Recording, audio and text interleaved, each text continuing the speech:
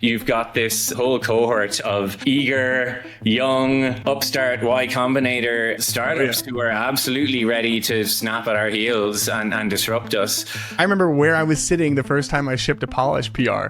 It feels good. The start of an S-curve is a great time to be a designer because there is so much to be figured out. We don't know how any of this is going to be played out.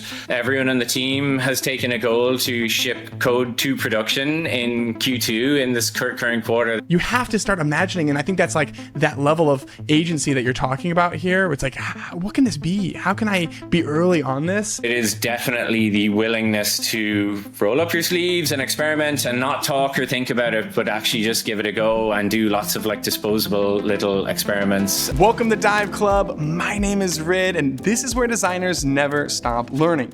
This week's episode is with Emmet Connolly, who's the VP of Design at Intercom, which you probably know as the customer success platform, but what you might not know is that over the last couple of years, they've incubated a new product called Fin, which has now overtaken the core business. So this episode is an inside look at the journey of designing a new AI product and all of the ways that Emmett is pulling the design org at Intercom into the future and encouraging them to own more and more of the front end. So let's start off by hearing the origin story of Fin.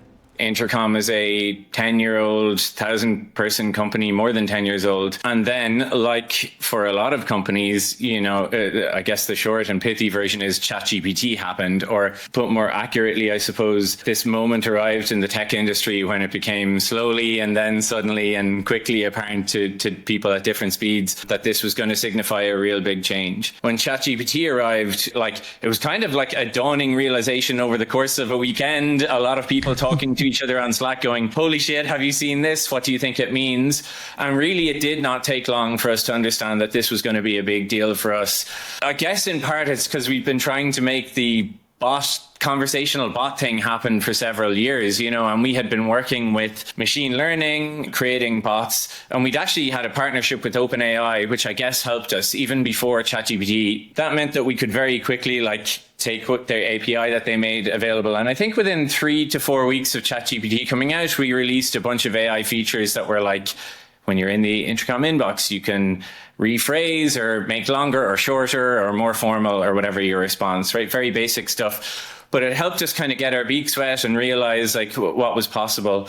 We then partnered with OpenAI, and on the day that they shipped GPT-4, that was the day that the first version of Fin launched. Fin being Intercom's customer service agent, right? So I guess since then until now, it has been a story of both kind of us internally and the world at large as well, slowly realizing more and more and more, yes, this is actually important. This is actually the new thing. And I guess for us at Intercom has slowly turned into this thing where we've realized that Fin is bigger than Intercom. And so there's been this kind of remarkable story of the last couple of years of Fin being incubated within Intercom. And I guess what we might see in other places, but I haven't seen a whole bunch of yet, which is a true AI native, AI first kind of new startup and new product emerging out of a legacy SaaS business. And I think that's something we're pretty proud of actually at Intercom. A lot of companies have been, I think, quietly trying to figure out what this new wave means for them.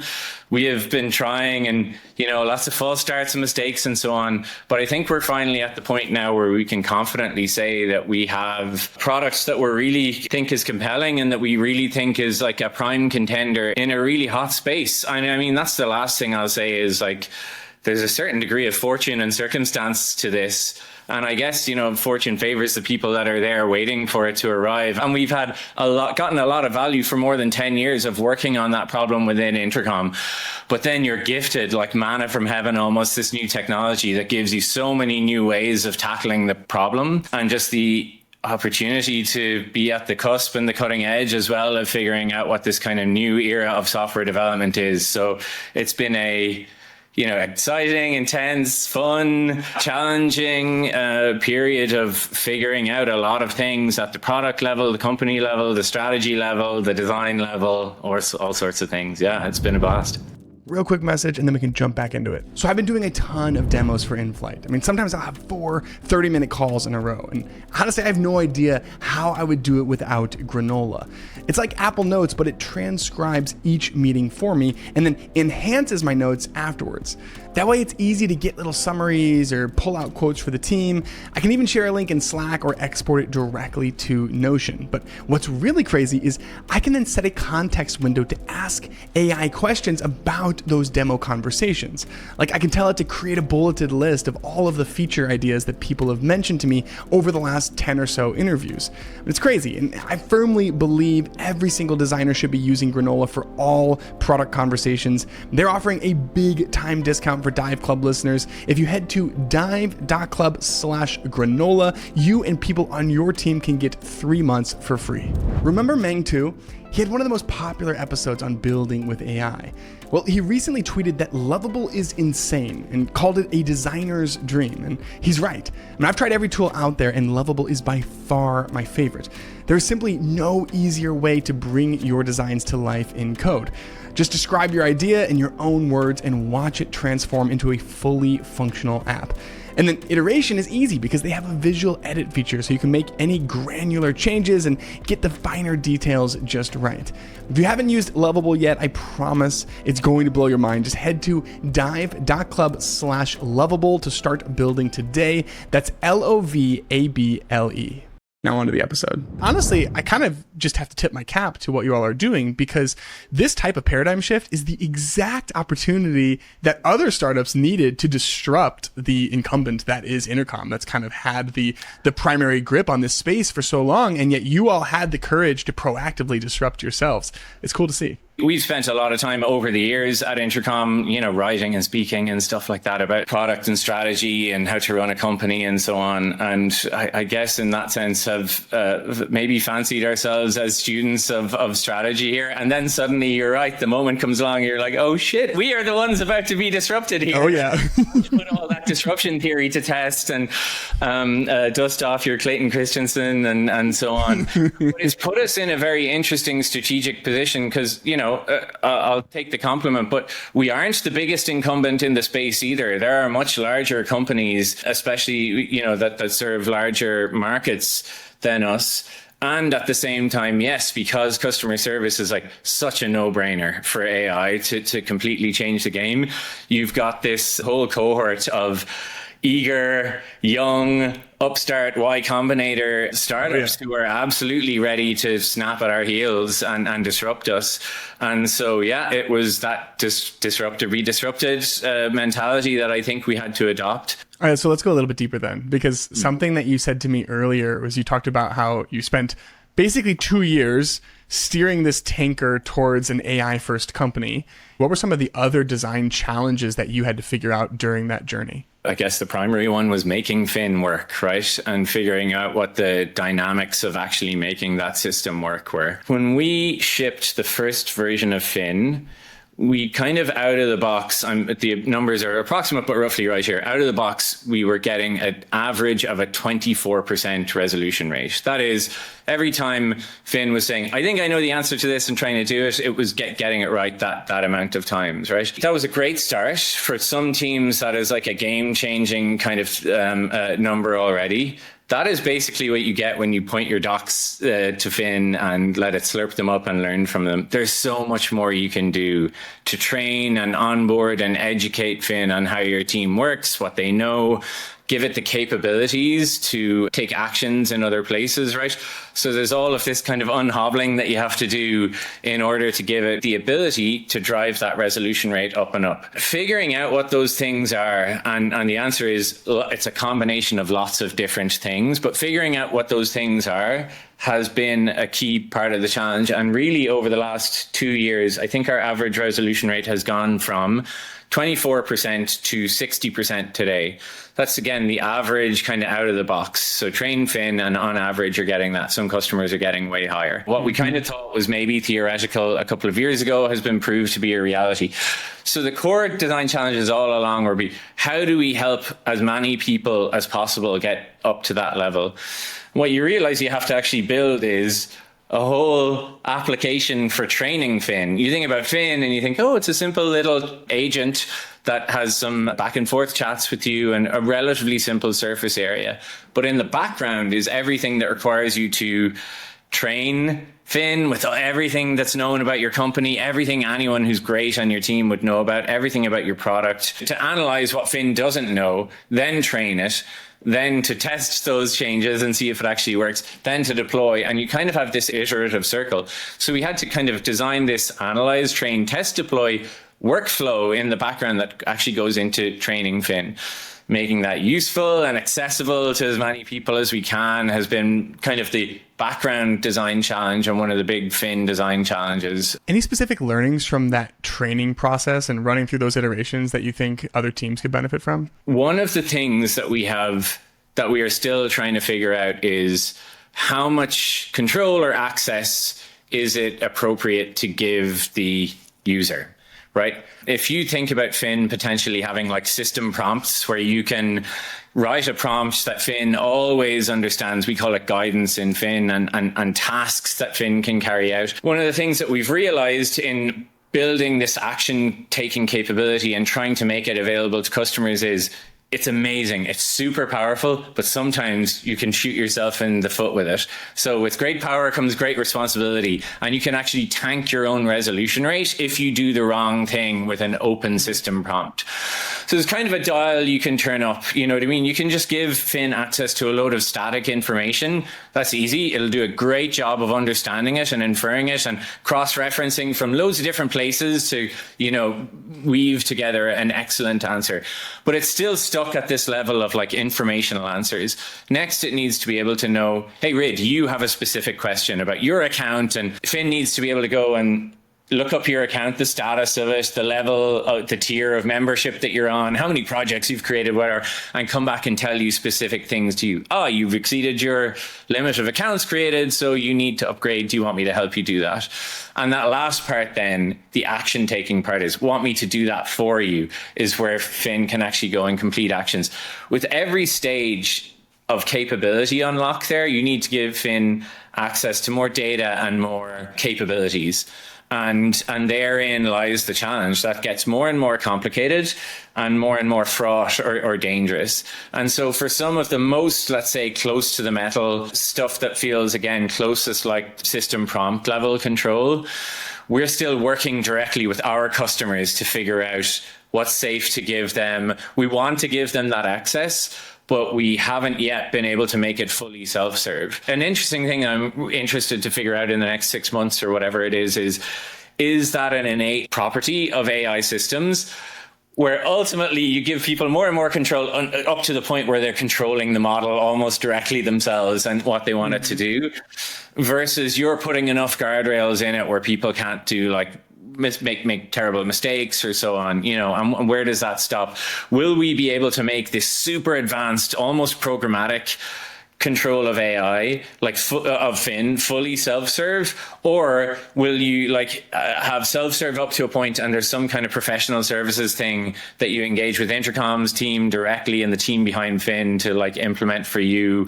And obviously you're talking like bigger volume or something like that. But I think we're seeing some of that with how our customers are adopting agents already, and not just us, you know? It's a fun little spectrum that I'm now only seeing for the first time in my mind, where most people, like myself included, you know, I'm living at the system prompt level, and then I'm thinking about, okay, how can I tweak this in order to create a user experience that makes sense? And yet you almost have to think about what's the right interface to allow a customer to tweak their own system prompt. Because obviously you're not going to expose the entire thing, but if you go too far into, well, we'll create a UI for everything, then maybe that's too rigid and you're not giving enough control. And so finding the right place on that line is quite the design challenge that I'm only now really appreciating. Yeah, and something I think that separates or creates the opportunity for when is a thin wrapper not enough, right? So this whole like debate over like something is just a thin wrapper around ChatGPT or something like that, right?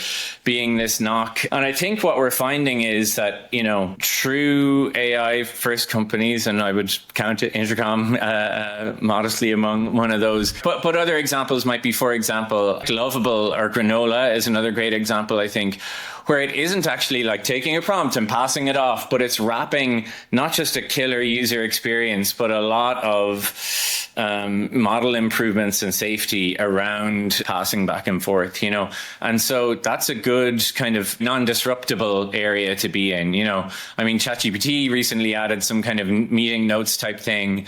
And the question becomes, did Granola just get Sherlocked? Did they get killed overnight, squashed, stood on, whatever?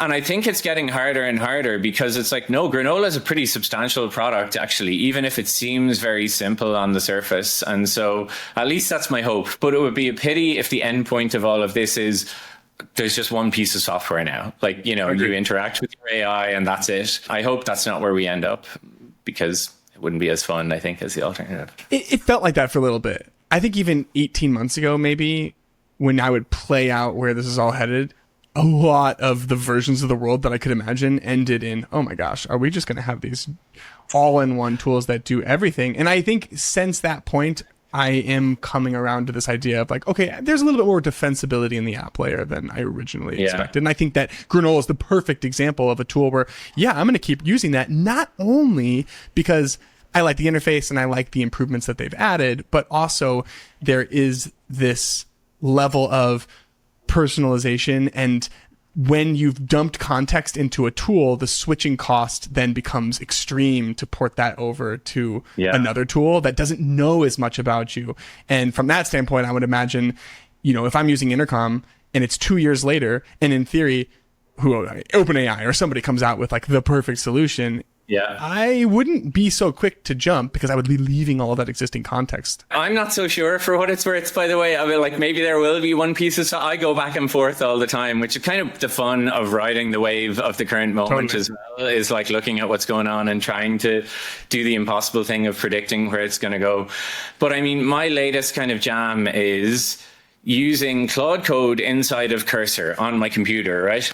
It has made me kind of go, maybe this is the final piece of software. I mean, not that, but it very much feels like it because it is, I started using that setup for code generation. Hey, maybe this is a slightly better version of Lovable or whatever. But what it made me realize is you can do anything on your computer through that UI. You can tell it to write a script on your computer and run the script that does anything. You can tell it to pull a bunch of stuff through, all done through Claude Code in Cursor. I mean, Claude Code in your terminal if you want, I suppose. But it's kind of like having a uber nerdy, like Linux sysadmin type person next to you, and you just say to them, and this is how I publish stuff to my blog, which I used to do through run the GitHub commands. And now I just go into Claude Code and you can say, just push the latest post to my blog, and it prepares the GitHub thing and it says, okay, that's done. That's live now.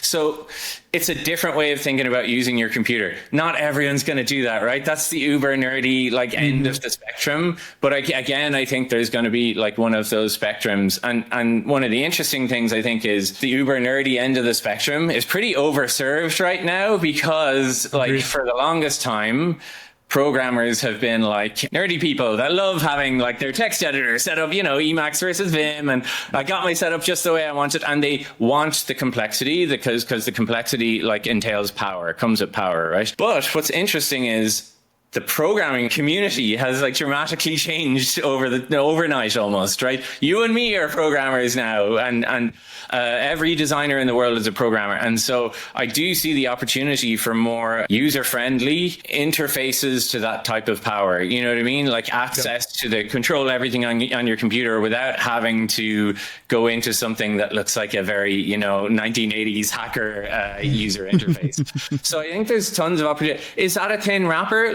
Maybe, but maybe it's adding a whole bunch of value at the UI layer as well. So I'm interested to see where that goes to. Let's talk about that more future state a little bit. So I want to return to the tanker analogy that I like as a picture that you shared. So, okay, you're steering the tanker. you're moving towards this AI first world. What are some of the ways that you've had to intentionally evolve the way that the practice of design is performed within Intercom over the last couple of years? At a practical level, we reorganized design to be centralized. When it came to the point where we realized we were going to have to like go all in on Fin and actually do Fin and truly invest in it from an R&D point of view, we didn't have the time or patience, frankly, to go and do a big reorg and like redesign, our reporting lines to match how we wanted to do the work. So we centralized design, and not just design, like all of R&D really. And we started organizing instead around work streams. Work streams were areas of effort that we could spin up or down for an indefinite amount of time. A work stream probably be as short as 3 months, or some of them have been going on, 3 weeks. Some of them have been going on for over a year, I would imagine now, But it means there's one DRI for a work stream, not a triad, very centralized responsibility rather than diffuse responsibility. And the team structure is very cross-functional. So not just R&D people, but sometimes also sales and marketing people pulled into those teams also. That has created a certain amount of chaos is too strong a word, but instability or uncertainty or ambiguity about how we're working. But it has given us, and it has been the only way that we have managed to do what we've done, which is like your analogy of steering the tanker, of being able to take parts of the org and like really properly 100% put someone's focus or a large group of people's focus on an important thing and be able to like make a decision on a Monday and already be working and shipping even on a Friday, against that goal. Something I say quite often is like the start of an S curve of innovation is a great time to be a designer. An S curve is, we're at the start of an S curve now where the beginning of the technology is slow and then feels like it's advancing quickly, and when you're in the middle you don't know when it's going to flatten out. That's where we are now. How much further is this going to go almost vertically before it flattens out? Think of like the first iPhone you got, the first few were incredible and awesome and every new release was, and then like what's the difference between the last few? No one really knows, right?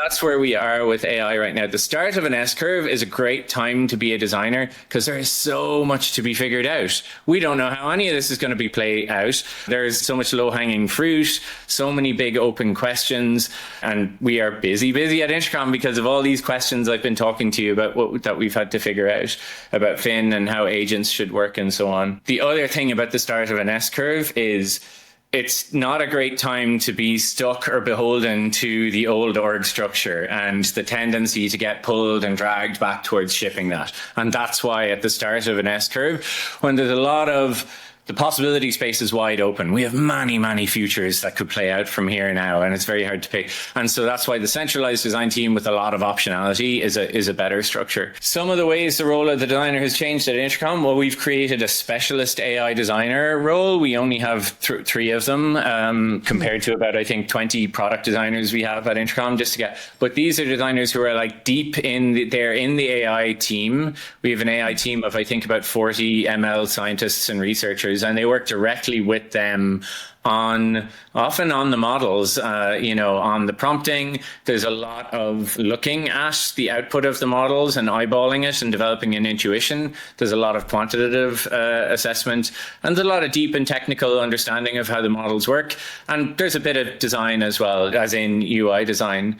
Our product designers are also leaning hard into this AI world. We haven't mandated any, new requirements or skills. I think it's still very early, but my advice to everyone on the team has definitely been to lean in hard and just experiment. And that's what we've been doing, really. So everyone on the team has taken a goal to ship code to production in Q2 in this current quarter that we're in. Oh, wow. We're in the middle of trying to do that. So we're running workshops that helps every product designer get set up with a local dev environment of Intercom and Fin, and then helping them using AI-assisted tools like Cursor to find something very simple and fix a bug or make a copy change or tweak some CSS or fix some padding or something like that. Something small, right? But I think that will help us understand, like, where's the expectation bar, And it turns out, I mean, by the way, I wouldn't ask people if I did it myself, and I was like, okay, well, at the very least, it's actually eminently doable, way easier than I thought it would be. I'll tell you something. I wrote about this, right, on LinkedIn, and it got like a surprisingly large reaction. I have been surprised at the, wow, how do you get people to do this? Or how do you do this in the first place? Maybe a certain amount of this is the culture at Intercom and the way it is open to such experimentation, or certainly open to being very AI forward. Maybe I get it for free and I'm like doing this on easy mode. But the answer is you can just give it a shot and find a friendly engineer, maybe get a technical designer on your team who wants to champion this. That's what worked really well for us. And then just go and give it a shot. And I think once you try things, you will find they're a lot more accessible and easy. But it is definitely the willingness to roll up your sleeves and experiment and not talk or think about it, but actually just give it a go and do lots of like disposable little experiments. I saw the screenshot of everyone enthusiastically talking about their first PR. Yes. And it's cool, right? Yeah. Like I remember where I was sitting the first time I shipped a polished PR. It feels good. And so to be able to give that moment and even dedicate the resources where you have like the workshops to help people get environments running, and that's the blocker, right? Like the code piece is not hard. It's just, can you get an environment running? Man, I will tell you, a lot of people have said to me, or people have even emailed me about that thing. That's why I'm surprised at that. And they're like, it feels so good to ship to production. It actually, like, it's such a dopamine hit. And I think it's a little bit the Plato's cave analogy where like you're looking at the shadows and flickers of reality on the wall. That's like a little bit what it's been like for designers who are like designing in Figma, and then someone else takes their work and makes it real, and then it goes to the users. And it's very hard sometimes in design to get access to users. We all talk about it, but it's a hard thing to do. And very few product designers go out there and like spend the day with customers and feel that thing, feel the reward or feel the pain of someone using their product. And I think it's the same, even just shipping something to production. You're like, I did a thing. Actually, it was different before, and now everyone sees it my way. And there's some tangible feedback loop, I think, that has been kind of missing and a little bit neutered about the design process. And I think really having skin in the game is a super important thing for designers. And the more you can get close to what's shipping to users or close to the customers, I guess. I mean, we always say it's a truism, but interestingly, shipping code has had that byproduct, And then suddenly you've got this pride feedback loop that kicks in, we can fix polish features, and so that's where I hope it goes from here, is that everyone ships to production, we get to learn, and then people go, okay, I'm starting to learn like what the level of complexity. Oh, it's not just adding a period where one was missing, it's changing some padding. It's not just changing padding. And now we do have designers at the adding features level of what they're building and shipping. So what's going on there? What's going on is the designers are nibbling away, right, from the kind of P3 quality, bug fixing, quality of life thing, but they're nibbling away, and some of the more pioneering designers are even starting to develop their own front end features. At the other end of the spectrum, those same designers or other designers are also like vibe code prototyping in Lovable and so on, right? And they're building these commonly, I think, throw away like 70% their prototypes, like better than a wireframe, but doesn't quite look like our product and isn't finished. But it's, it's a good, fast way to get going. Think about those two things. Think about design like performing this pincer movement almost on what they're doing. They're vibe coding throwaway prototypes, but more and more, I think you can imagine like that getting hooked up to your actual design system, those prototypes becoming more and more realistic, and maybe even being like the first draft build that you might hand off to engineering to actually go, it's got a few React components or something. But probably over time, taking more and more of that as well, and building more and more finished prototypes. And again, from the other end, to doing your P3s, then your P2s, and actually building features. I see a possibility of a future where those trends meet in the middle, and designers are essentially writing from scratch or iterating in production full aspects of the front end code, and possibly even ultimately the entire front end experience. That would dramatically redraw the role of what it is to be a designer, right? And it would redraw the relationship between designers and engineers. Like we have this very jagged frontier of handoff right now, and everyone tries to get away from handoff in design, in a sense, while at the same time doing it in a very detailed way. But it's a hard part, and it's a very lossy part of design. Often, frankly, design are doing their best to draw everything out to hand off to an engineer who's less visually oriented, let's say, than a designer might be, you know what I mean? Less interested in all of the details. And there's just a bit of a frustrating loop to get the details right, I think the front end, back end distinction would be a way better interface point between designers who have the capability to code a lot of that front end and engineers who are going to manage the much more complex engineering challenge of the back end. I'm not going to be totally naive. There's some front end security and all this kind of stuff. Man, the agents are going to get good enough to code front ends.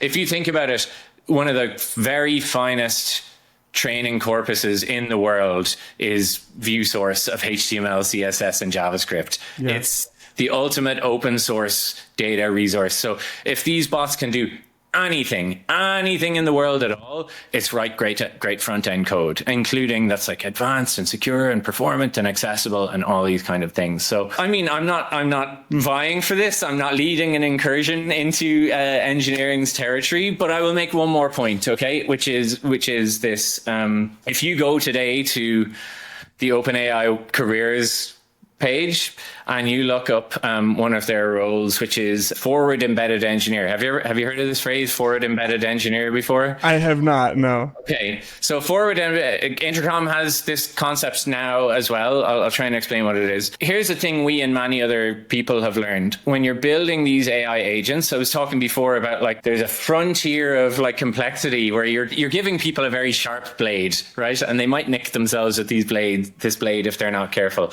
If you give them too much control over what the agent can do, they might inadvertently make a mistake and tank their resolution rate or something like that. So when we're dealing with new customers, we have realized that a little bit of hand-holding, especially for some customers who are coming saying we have a large volume of queries that we want Finn to answer. Some of them are very complicated. They're dealing with advanced systems like issuing refunds or something like that. So we get in there and in a kind of a professional services style way, we help them set up Finn in a way that's exactly right for them, right?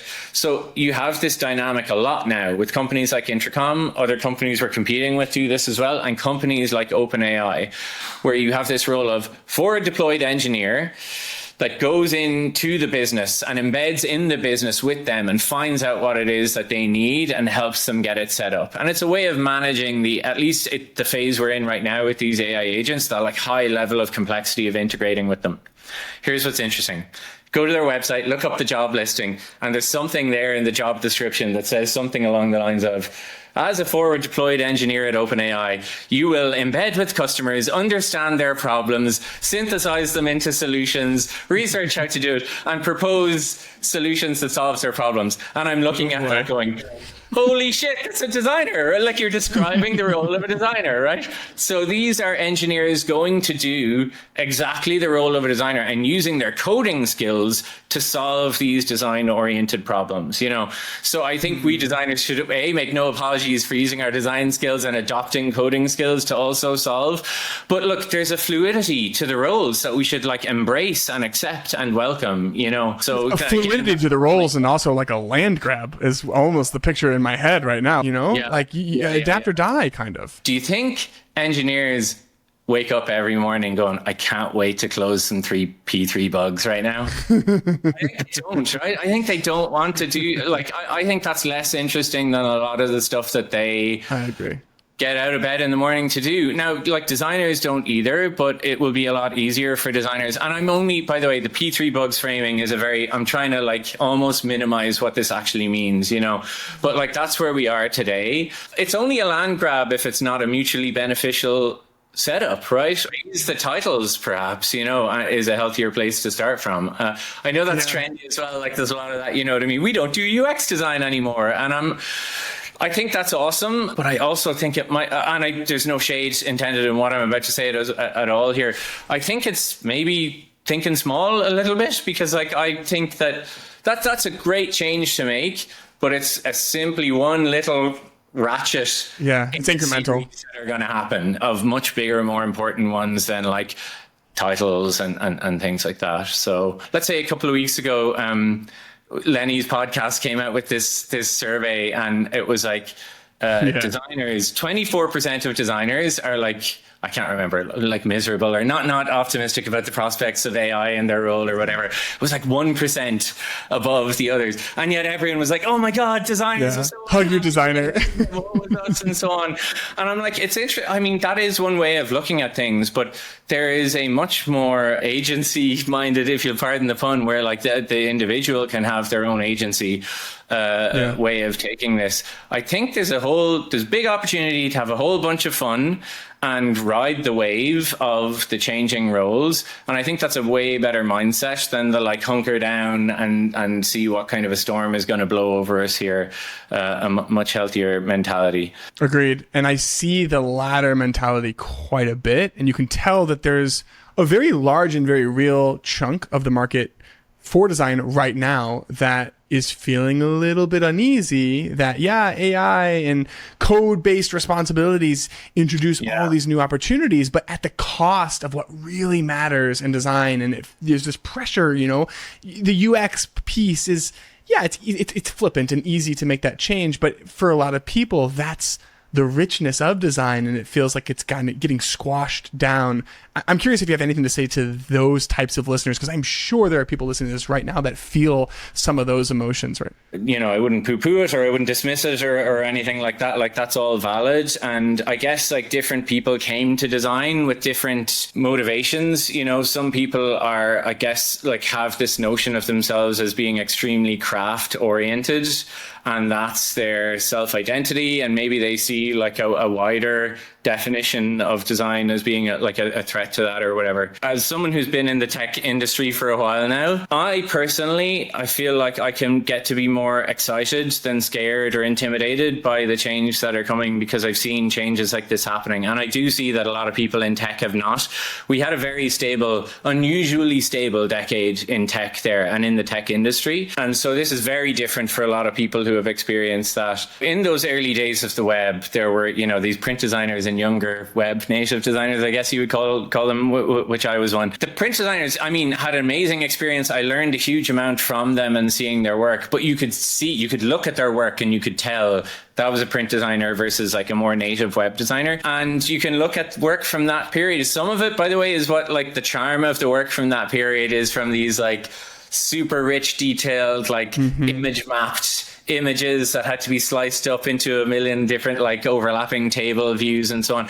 But over time, the web found like its more native expression of what it wanted to be, which was a more like rigid, I guess, kind of sense of layout. And I just feel like we will start to see a similar mindset shift among designers in this era of adapting and adopting an AI first mindset. I think no matter whether you're a woodworker or a web designer or whatever, like you got to know the grain of your material. You've got to understand like what it wants to do and what it doesn't want to do and things like that. Well, and there's opportunity even in a similar way, tying it back to what you were talking about with Finn and Intercom and proactively disrupting yourselves. That same type of alpha exists at the individual level right now, with the assumption that like this is not going away. There have been bubbles, and the people that have leapt on crypto, for instance, fell on their face. Yeah. I don't think this is that.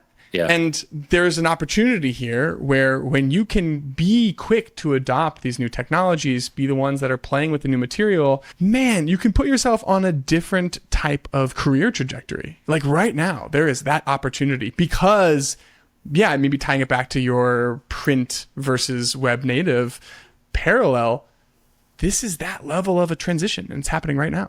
Yeah, or bigger potentially. Yeah, maybe way bigger. And I mean, the thing is, it still looks dumb or broken in parts today, or it still looks, well, it's good for the first 80% and then it falls down or whatever, But again, if I look at like a lot of the output of Lovable, right, often aesthetically, but even like culturally, almost, it reminds me of like a GeoCities or the MySpace aesthetic, right? Everything is a little bit like there's a Starfield background and it's lasers and kind of fun and kind of disposable, and it lives on this like URL called electric toothbrush whatever .lovable, just like you used to have like GeoCities/Soho/Avenue or whatever, you know. Right. But you wouldn't look at those dumb old Starfield websites like with animated under construction GIFs and go, oh, the web is silly and not going anywhere. You have to be able to look at that and go, where did the web go from there, you know?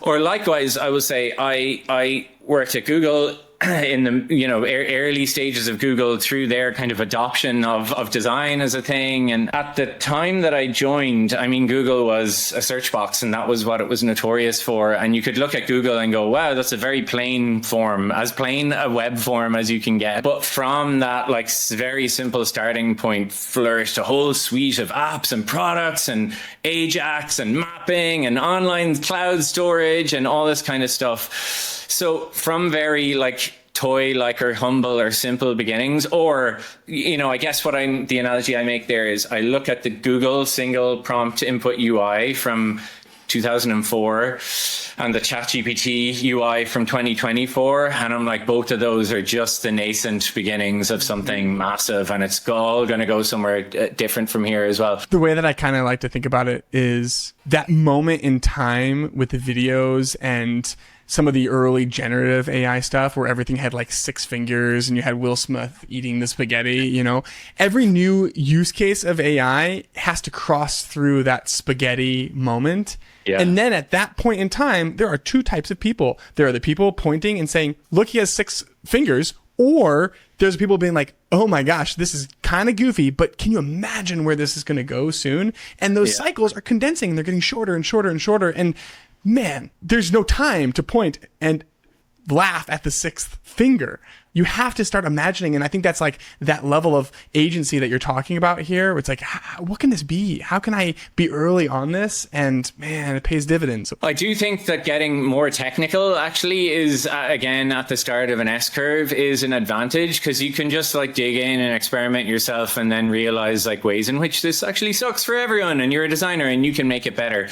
But you have to get in there and understand those pain points a little bit, first of all, as well yourself, to see those opportunities. I'm a big believer in the power of video to explain my thinking as a designer. So when it's time to give feedback, I'll drop a Loom link in Slack and another link to a Figma prototype, and feedback will be scattered everywhere. And I mean, it's a mess. So I'm building the product that I've always wanted to exist, and it's called InFlight. You can kind of think of it like an async crit.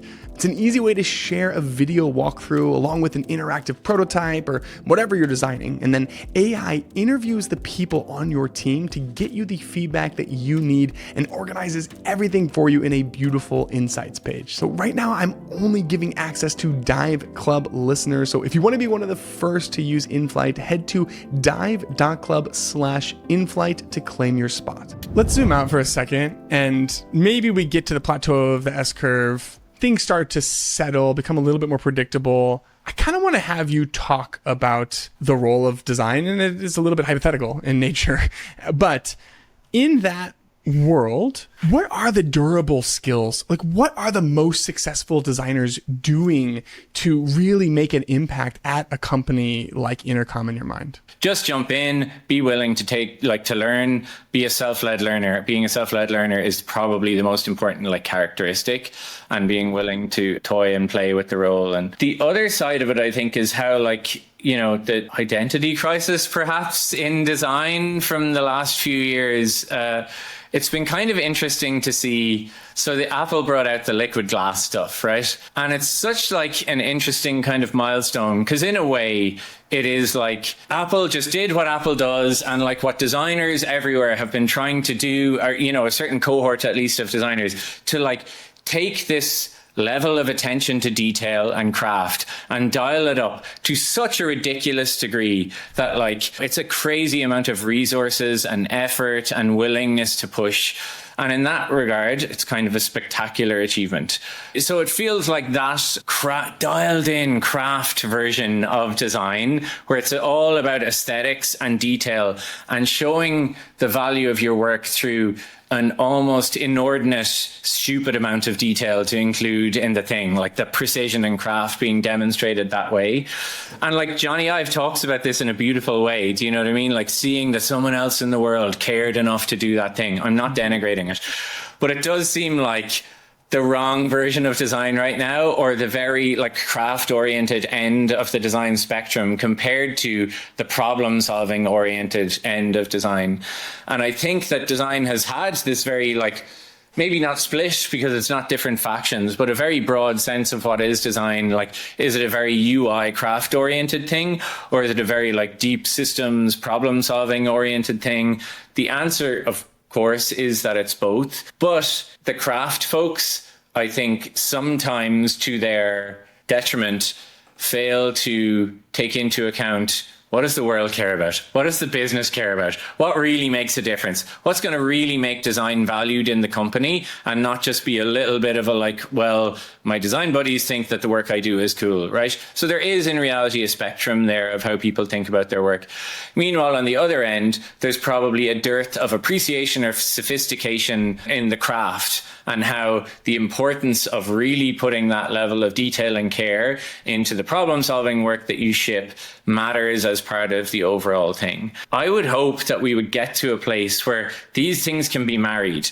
And this is not like contrary to how I see some people think about it. Oh, we have to learn code. That pulls me further away from the craft. I'm like, no, it doesn't. It gives you a tool to better engage with the craft. Your craft is not drawing pictures of the real thing. Your craft can become the real thing. Your craft doesn't have to be red lines describing the distances. It can actually, like, you can play with the responsive layout and the speed and movement and things like that. And you will always be able to produce something better yourself if you're building it more directly than building an abstract representation of it. So, like, I think the absolute weapon designers of the future are the ones that can marry both and see that, like, going in a more technical direction is actually, in a sense, also bringing you closer to the craft side of things. But at the same time, this is not going to be craft for craft's sake. It's going to be craft for, you know, a business-oriented, problem-solving, customer value point of view. I think that's what we've been trying to do in design for a long time. There's always been these little subgroups that value one or the other, and there probably should be. There will be room for sub-specializations in future. But another thing that is, I think, a truism at the start of an S-curve is there's a lot more space for generalists than specialists. We will get back to a place where specialists have their place. But I think for now, while we're figuring out what the hell is going on here and what the new rules are and what the new handoff points are and what you're supposed to do and so on, like, it will always favor people who are willing to be more generalists, you know? All right, I have another kind of zoomed out hypothetical for you. Maybe we could talk about a project lifecycle for a second, because in a world where designers kind of take control of the front end, how do you think that changes the product development process and the way that we collaborate engineers? And I'm particularly interested even in the sequencing within that process. The process looks different. Remember, I was describing to train Finn, you go through this analyze, train, test, deploy kind of loop, right? And a few weeks ago, we launched the analyze part of that, the kind of final keystone in that process. So this is kind of essentially reporting that helps you understand in an AI enriched way, what are all your customers talking about? What are they struggling with? And what are the big opportunities for you to go and train Finn and make it better, right? Okay, so I'm just giving you the intro to like AI infused reporting. Think about it that way, right? How do you approach a product like that? In the old days, Rid, we would have come up with some jobs to be done. You would have started wireframes. You would have mocked things up, made sure, you know, and probably gotten to like almost a very appealing looking high fidelity stage. You might have done some like early user studies to validate those things. And then eventually you'll get to a pro stage in the design where you feel like you can start to build and it won't be a lost cause and so on. And there's like, you know, people talk about the double diamond and all sorts of processes, right, leading up to this. For our analyzed product, we took a very different approach because it was an AI first product. We couldn't have done what I just described there, the kind of linear approach, because we didn't know what shape of data was actually going to work. You know what I mean? We didn't know across all of the different customers, let's say, so an aspect of analyze is topics. We automatically analyze what everything your customers are talking about. You break it down into topics and subtopics automatically. You get this amazing map of what all of your customers are contacting you about. Never been possible before, super insightful, and then useful to go and it's telling you what to go and train Finn on to make Finn better, right? We couldn't have designed that up front. So we had to like almost do the build up front, get to a point of confidence. I'll explain what that means, and then do a more detailed design phase. So our AI designers worked with our ML scientists and some customers that we partnered with and just got it basically working for them. And this was like a lot of massaging the data. There's no user interface. There's like producing reports for them in spreadsheets maybe and sharing with them, and they're going, oh, that looks good, or it doesn't, or whatever. And understanding what do we need to do in the back end with the model such that Finn can produce for a wide range of different customers a good kind of topic, subtopic breakdown. Then you're like, what does that look like? Do we have like tons of topics or just a few or whatever? And then you can go and start to design your UI. You show that to your customers. By the way, and like essentially very quickly vibe code your UI. You know, with engineers we did it, but it could be a throwaway prototype the way I was describing it as well. Anyway, here's the interesting thing. Once we pass a certain threshold of we figured it out, this is the rough shape of the solution now, then we come and we start to do a lot of like high fidelity design work. Then we started to add a lot of like detailed UI styling. And I'm going to be honest with you, it was kind of nerve inducing because we were a couple of weeks out from shipping and we were still like working on the front end quite heavily, you know what I mean? At least from an aesthetic point of view. We actually even brought in your friend Mans, who worked on this project. So Fons worked on this with us. It was a lot of fun. And so it just kind of suggests a different way of approaching the work, where up front you're doing a lot of what I would call like material exploration, figuring out the data, figuring out the shape of the data. And sometimes it's like, is it even possible? No, we can't come up with good suggestions for what you're supposed to do on that amount of data. Okay, we need a different approach then, you know. And then you're figuring out roughly what the shape of the solution is in a very rough prototyped, co-created with customers type way, and then you're like productizing that.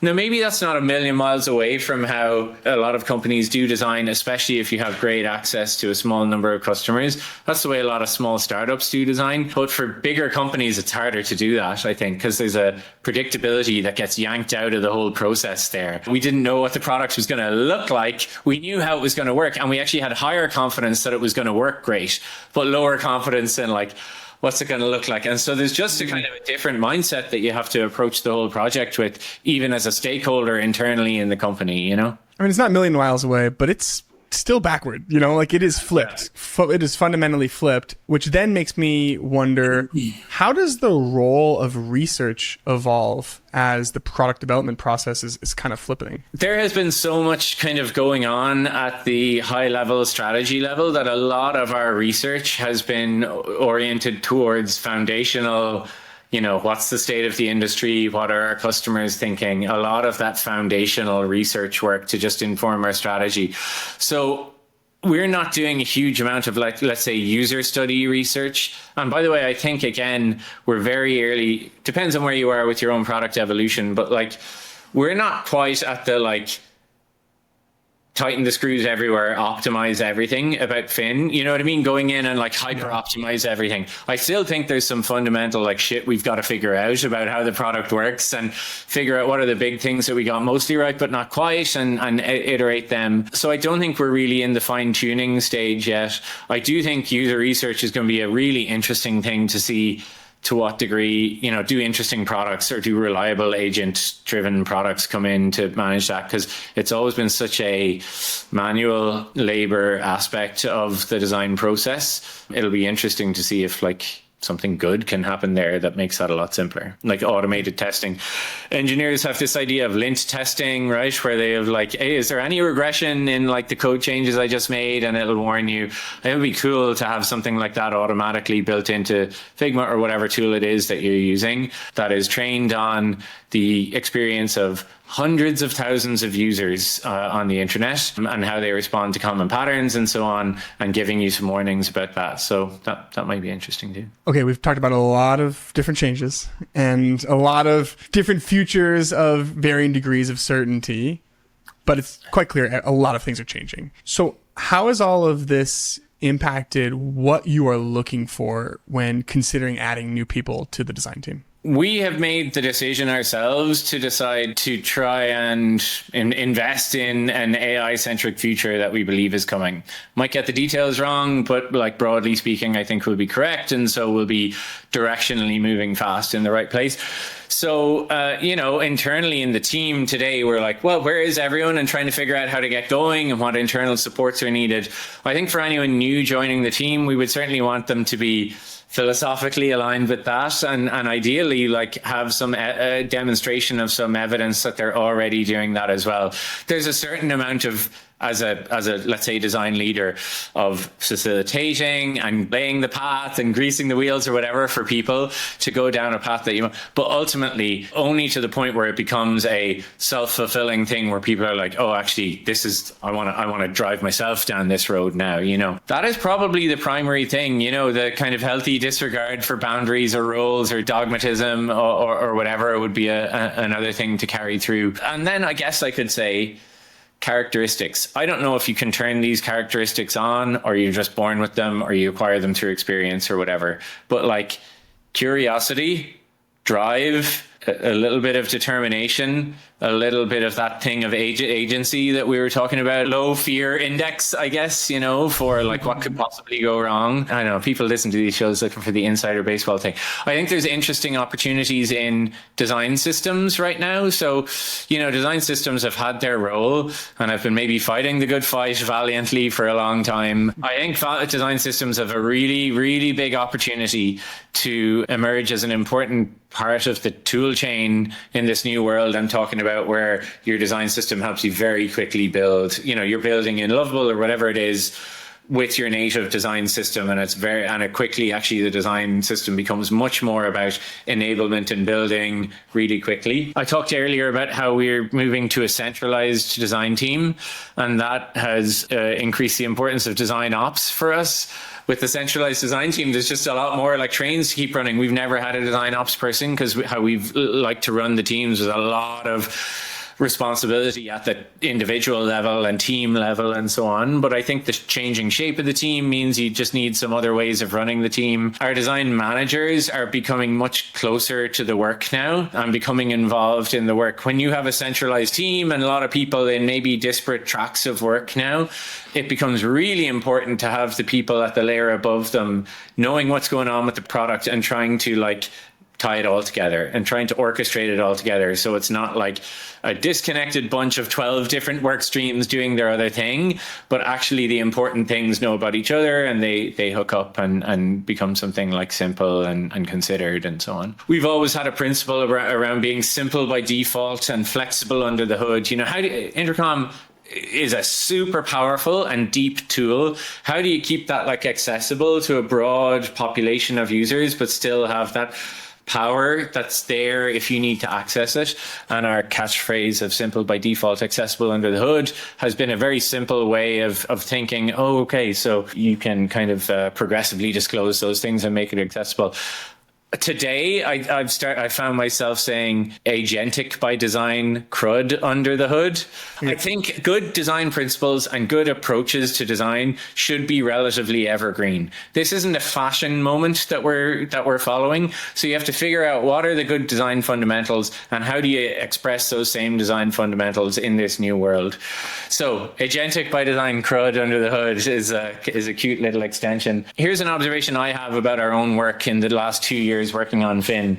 We built an AI agent, Finn, and you can talk to Finn and interact with Finn, and it can, solve all your customer service queries and so on. But if you're a business and you're setting up Finn, you still have to log into Intercom and the back end of Finn and train and test and deploy. And there's a bunch of SaaS screens to do that, like CRUD screens, create, read, update, delete, web forms, the same web forms we've had for 20 years. An interesting different approach we could have taken with that completely was to make the training of Finn agentic. right, was to make it so that you chat to a teammate version of Finn and you get it to shadow your calls, or you upload loads of stuff to it, or you chat to it extensively and it's more like your teammate and so on. And maybe that's the direction that it will go. Like, just my observation there is we've built an AI agent, but the back end of the agent is not an agentic. And maybe it shouldn't be, or maybe it will be. I genuinely don't know. I'm not making some prediction here. But what I am saying is, more and more, you can break that down at a feature level, and you can kind of say, is there an agentic way of doing this, or is this better served with an old CRUD kind of, and CRUD sounds like old fashioned and cruddy and bad and so on. And so I'm not trying to make CRUD seem bad, but it might be the case that we're moving towards a future where a lot of our UIs are agentic, and you end up popping the hood and going down and going, okay, there's actually a bunch of like dials and knobs and sliders and stuff like that I can tweak with if I want to get to it. What you're talking about is literally the thing that I'm going to end this recording and work on designing later today. Right. Is like, how much of a setup flow is CRUD with predictable UI versus how much of it is like, well, what if you just started talking and had a back and forth, and then it automatically translate all of your preferences into these settings behind the scenes, and you don't have any UI? And that tension is definitely going to be a theme of the next year or two. And I see this with every AI product I'm using. You start to use AI products and then you start to wonder about it. So the example that I actually just wrote about today, I wrote a blog post about it today, was I've been using Cursor a lot to like try and build actual proper applications, and there's lots of stuff that you learn to do, right? You create a markdown file that has like a to-do list for the things that you want it to do. And you're saying like, always go to the to-do list and update the markdown file to show you. And there's a PRD file and there's all this kind of stuff. So you set up your coding workspace like that. And then there's a terminal and you're like starting up servers and so on. And I'm like, man, a lot of this could be friendlier. Like there could be some buttons to kill and start the servers. And, there could be friendlier things that would make this easier to work with. There could be an actual little checklist of to do in the sidebar of Cursor, and I could like see them getting checked off and so on. Now, there's something I like about the whole like super flexibility of the Cursor experience, but like I was saying, you can you can kind of do almost anything on your computer with that, I've realized.